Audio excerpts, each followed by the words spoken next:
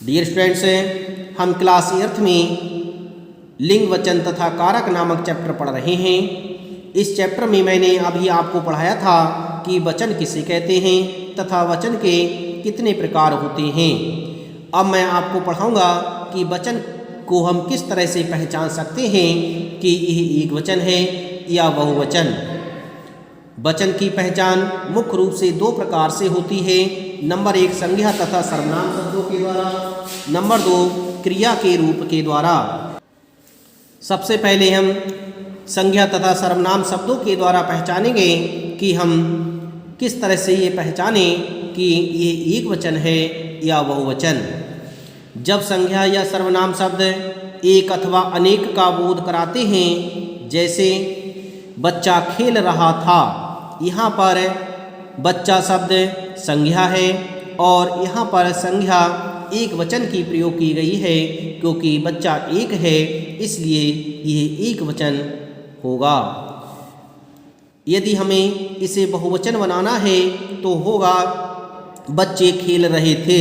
यहाँ पर बच्चे शब्द बहुत से बच्चों की बात कर रहा है, इसलिए यह शब्द बहुवचन का होगा। अगला उदाहरण है बह जाता है। बह शब्द सर्वनाम है, यहाँ पर एक के जाने का ज्ञान हो रहा है, इसलिए वह शब्द एक वचन होगा। बहुवचन बे जाते हैं, यहाँ पर बे सर्वनाम बहुत से जाने की बात कर रहा है, इसलिए यह सर्वनाम शब्द बहुवचन होगा। उसने खाना खा लिया, इसमें उसने शब्द बहुवचन का प्रयोग ना करके एक वचन का ज्ञान करा रहा है, इसलिए यह शब्द एक वचन होगा। उन्होंने खाना खा लिया है, यहाँ पर उन्होंने शब्द एक वचन का ना हो करके बहुवचन का ज्ञान करा रहा है, इसलिए यह बहुवचन का होगा। इन वाक्यों में संज्ञा तथा सर्वनाम शब्दों के रूप से वचन का बोध हो रहा है। अब हम पहचानेंगे कि क्रिया के द्वारा हम किस तरह से ये जानकारी करें कि यह शब्द एक वचन है या बहुवचन।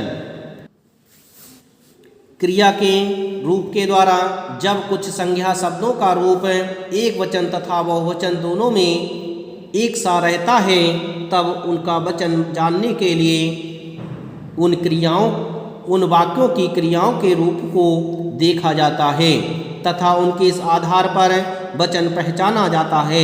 जैसे वाक्य है चोर पकड़ गया, यहाँ पर चोर एक वचन है। चोर पकड़े गए, यहाँ पर चोर बहुत से चोरों की बात हो रही है, इसलिए यह बहुवचन होगा। फूल सुंदर है, यहाँ पर एक फूल की बात हो रही है, इसलिए यहाँ पर एक वचन होगा। फूल सुंदर है, यहाँ पर बहुत से फूलों की बात हो रही है, इसलिए फूल बहुवचन में आएगा। पक्षी उड़ रहा है, यहाँ पर पक्षी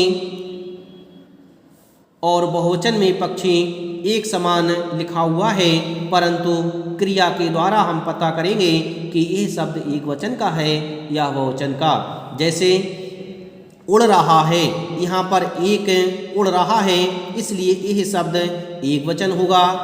उड़ रहे हैं, यहाँ पर क्रिया बहुत से की हो रही है, इसलिए कर्ता भी बहुवचन का होगा। इस तरह से हमने पहचाना कि यदि वाक्य में कर्ता एक समान लगा हुआ है तो हम क्रिया के द्वारा पहचान कर लेंगे कि वह एक वचन का है या बहुवचन का।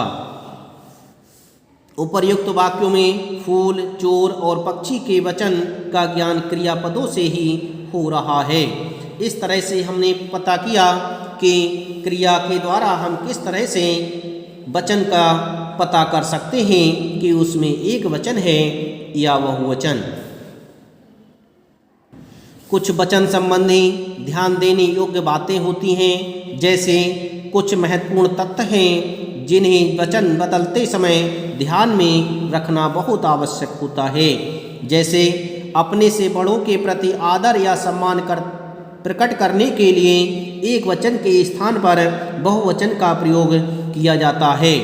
यदि हम अपने से बड़ों के लिए सम्मान कर रहे हैं तो उसमें हमें बहुवचन का ही प्रयोग करना होगा।